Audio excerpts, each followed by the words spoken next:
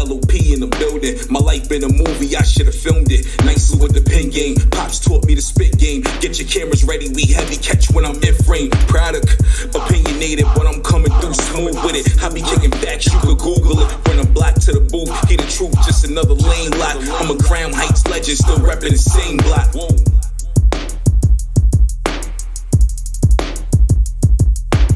You are now listening to the Life of Produk podcast.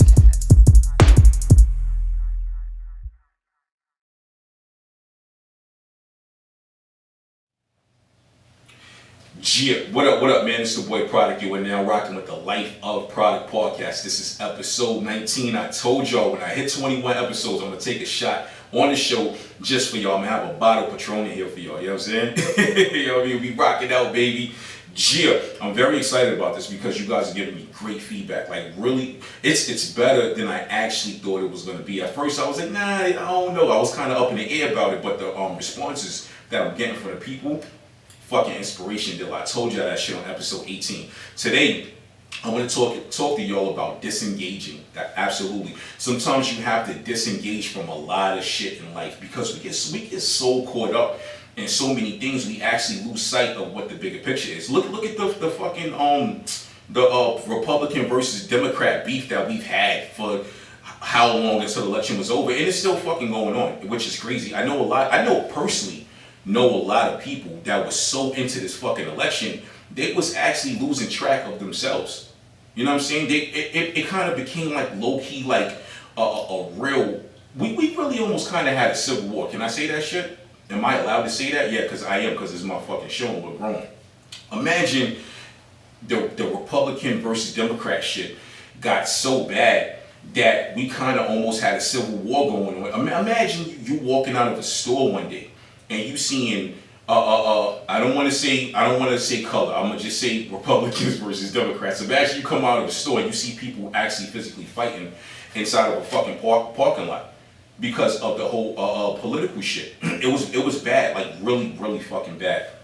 Yes, I'm a Democrat and I voted for Biden and Kamala Harris, but I'm actually happy that whole election was over because the shit was really, I wasn't tapped into it as much as everybody because I look at shit for what it is. But what bothered me was the energy surrounding that shit. Like there's a lot of people, I tell people all the time, right? And this is how I wholeheartedly feel about politics, right? I feel like politicians do this. When the cameras are on and they're at the podiums, they're debating, they're talking shit. When they're in their little capitals and shit, and we're watching CNN, and they're in these big ass courtroom looking settings, and they're arguing and they're debating, I feel like they do that shit for show because I wholeheartedly feel once the cameras cut off, they go in these back rooms and they smoke cigars and fucking eat together and they talk shit. You know what I'm saying? Because at the end of the day, it's our tax money funding all of this shit. And that's how I feel, and I'm always gonna feel like that. So I feel like that should be like some real WWE wrestling shit. I don't feel like a lot of it is real. But you got a lot of people that was basing their life off of everything every day that they were seeing on television. These people needed to disengage. I personally know people that had to disengage from this political shit. And it was kind of damaging friendships. A lot of people, I've known a lot of people, most of the people I fuck with is Democrat, but I've known people that was Democrat and Republican. I know people that were close to Republicans that were Democrat, and the friendships became damaged over politics. Now, is it worth it? I don't think it's worth it. Like, I really don't think it's worth you waking up every day looking at your neighbor saying, fuck you, go back in your house, you Republican, fuck you, you Democrat. It's not worth it. It's not. Excuse me. I personally don't fuck with the ideas that Republicans have, but I don't want to sit here and beef with a person just because of XYZ. Now, not all Republicans are going to look at it like that, you know what I'm saying? But that's for a whole nother show. But we are talking about disengaging. In life, you have to disconnect. You have to disconnect from a lot of things. Some of this shit is so unnecessary. The things that go on in our lives every fucking day. You'll know when it's time to disconnect. You'll know when it's time to disengage. You will absolutely, you might not know, but that shit will hit you when it's actually time. You ever thought you was in like a really good mood and you really wasn't. You had a headache, you had a stomach ache, you was fatigued, you was tired. You know why? Because your soul wasn't happy. Your soul wanted to disengage. Your soul wasn't feeling the things going on around you or the things in your life. It wasn't. And a lot of y'all don't understand this shit. And this is something that I had read a while back. And when your soul is unhappy, everything else around you is not going to make sense. It's not, because your soul is the driving force behind you. You know what I'm saying? Real talk. Your soul is like, it's like the hard drive of you in your body. It's like your fucking motherboard. You know what I'm saying? So your soul is an energy. It's a real energy. Why do you think evil wants your soul? Because it's a fucking energy. You don't know what type of molecular powers your soul has. You won't know until you die. But it's a real energy. So if the energy of your soul is not happy about the shit going on around you, it's gonna affect you physically. You know what I mean? An example, you need to disengage. And there's so many fucking ways that we can disengage, but we don't understand it because we get so caught up. we get caught up in mash. Yo, you might have to disengage from family. Family bring drama, especially black families. And I'm black, I can say this shit. We fucking drama, dog, drama. Family gossips. They always asking for money. There's all kind of ways you can disengage from family. Now, I'm not saying get off this podcast and be like, oh, fuck y'all, I ain't fucking with y'all. No, I am not saying that. But sometimes you have to do this shit. You can love your family from here to the moon and back. Listen, I'm speaking from experience. I got one of those families that I've seen so much fucking drama. I've seen a lot of drama about family over. Oh my god, the gossiping and shit like that. And I hate to use my family as an example. What I'm happy about my family is us from my generation, like the cousins. We all made a pact years ago. We was not gonna get caught up in a lot of the stuff that we saw our older family members do. We made a promise we was not gonna do that shit. And for the most part, we kept it. Yeah, some of them kind of, you know what I'm saying? Listen, I ain't got beef with nobody in my family. On the cousin side, at least. I got a couple uncles, I fucked them niggas up if I seen them in real life. I fade the fuck out of them. But you know what? Whatever. But as far as the cousins go, I rock with everybody. Now, not everybody feels like that. You know what I'm saying? And I can wholeheartedly say this shit. I love all of y'all, and I really wish that some of y'all that do have a problem with each other will push that shit aside.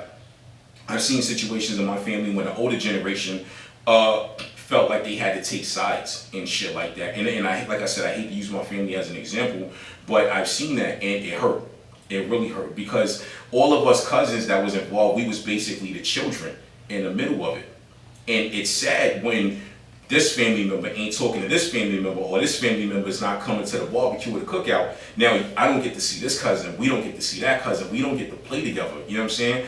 And there was gaps to that growing up.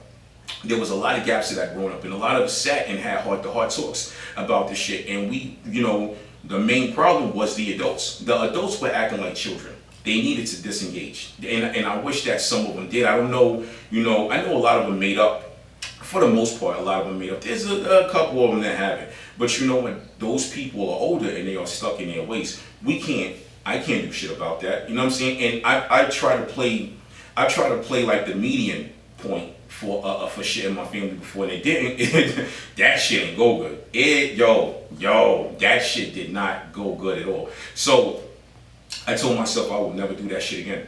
I actually literally physically jumped in the middle of a family fight one time, and this is years ago. I could joke about this shit now, but I was pissed the fuck off when that shit happened. Boy, years ago, they owe me a bottle for that shit. Y'all know who the fuck I'm talking about too. I love y'all, fucking love y'all, but y'all owe me a bottle for this. Years ago, I went to go see some family, and I didn't know that there was tension or whatever, for whatever the fucking reason. I really didn't know, because I'm the family member. I might be miles away, right? And I'm the type of family member, I do my own thing, but I will reach out to y'all when it's time. I'm not a hands-on cousin. You know what I'm saying? And I don't know if that makes sense. I don't know if you understand that, but I disengaged a long time ago from certain shit. Love my family to the moon and back. You will get happy birthdays from me. If you need money, you will get money from me.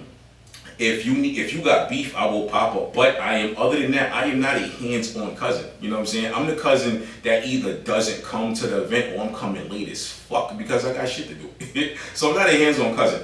But years ago, I had some family. Didn't know that there was tension or whatever.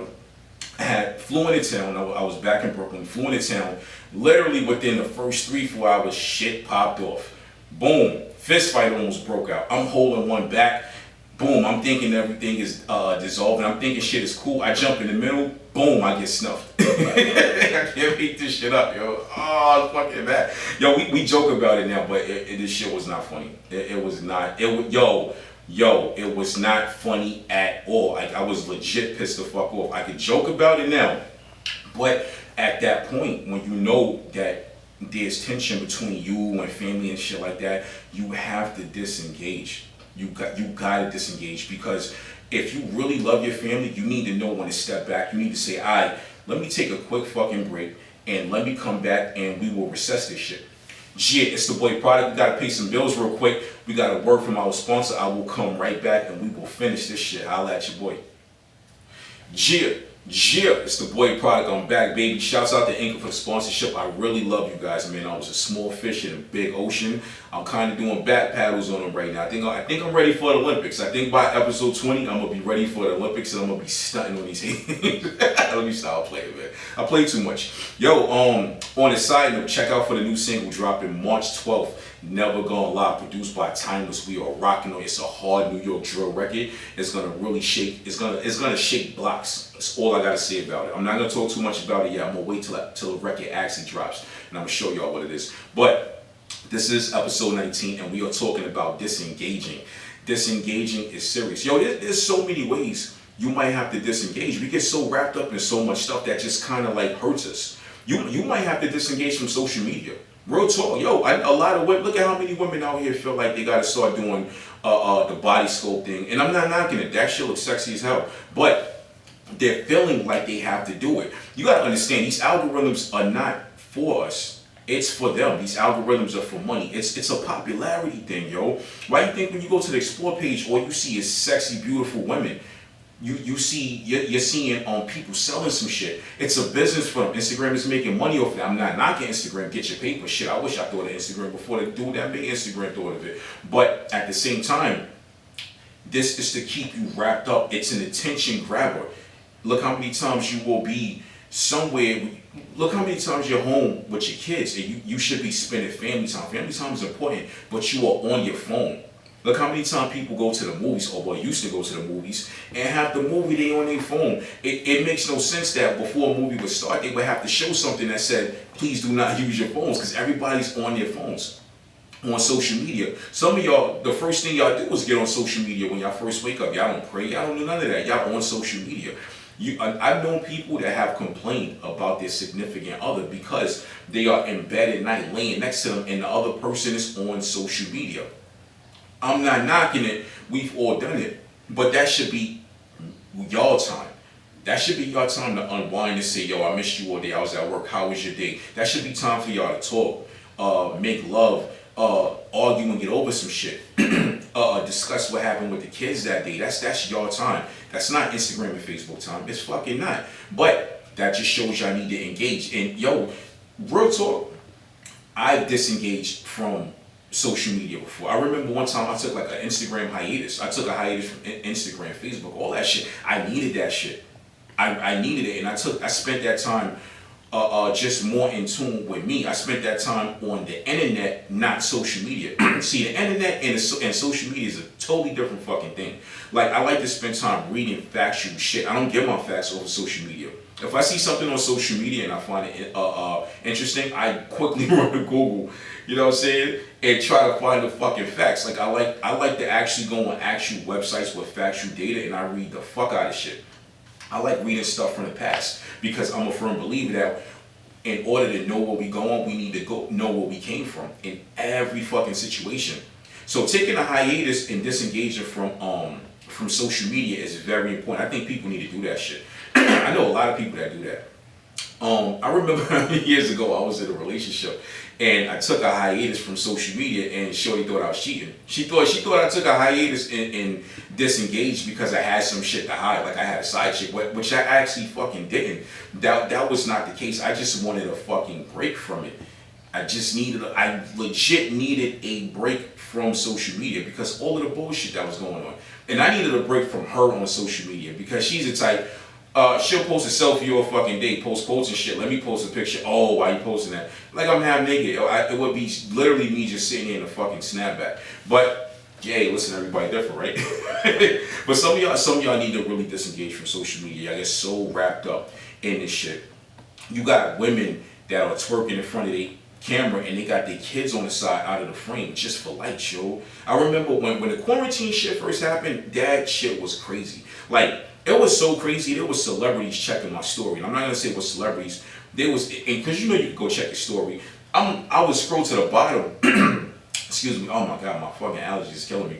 I would scroll to the bottom of my story list, and I would see all kind of verified pages, and I'm like, damn, these motherfuckers must be really bored if they checking my shit. Either that, or they was trying to steal some song ideas from me, because a lot of y'all be stealing. I ain't with that shit. I will sue the fuck out of you. But celebrities was bored, yo, and it was crazy. I remember watching quarantine got so fucking weird, and I know y'all saw this shit. I remember one of my mens sent me a video, and it was from, I forgot who it was. This when everybody was going live with each other. So everybody was going live with each other. People was doing weird shit for money during quarantine. I mean, weird shit, yo. So, son sent me the video, and I remember Shorty was twerking on the video. It was like the split screen shit. You know, people who screen record everything. The shit was viral, and I don't know who the celebrity dude was. I can't remember.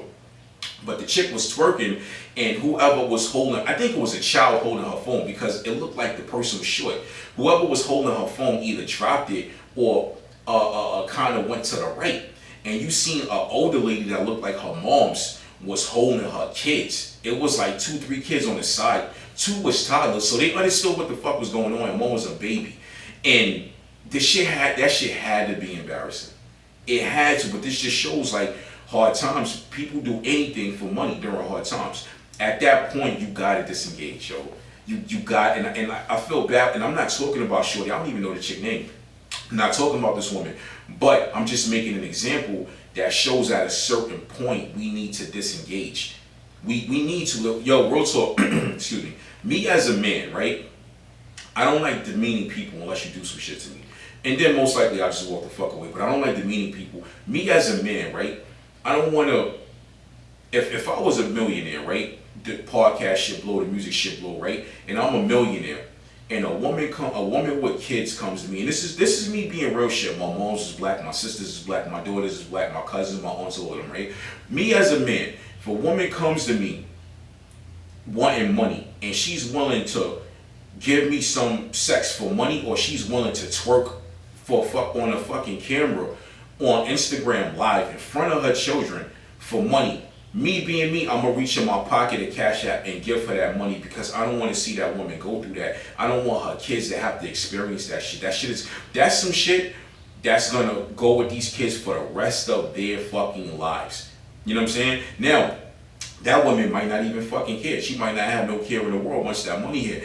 I don't know her, and I thank God that the women in my family are not having to do that. I pray my daughters never have to do that. But at the end of the day, like, imagine that shit, dog. Like, imagine a pandemic hit, and this is what your mom's got to do for money, son. Like, really think about it. That shit's gotta hurt, yo. That's gonna like mentally hurt these kids for the rest of their lives. They're gonna have to, at a certain point, imagine these kids is like, one day in school, they like 12, 13 years old, in middle school and high school, and they get into an argument with a kid, and the kid be like, yo, fuck you, that's why your mom's was twerking on Instagram live, you was in the corner. Imagine that shit, you know what I'm saying? Yo, you gotta, at that point, you gotta disengage. You gotta pull a plug on that shit.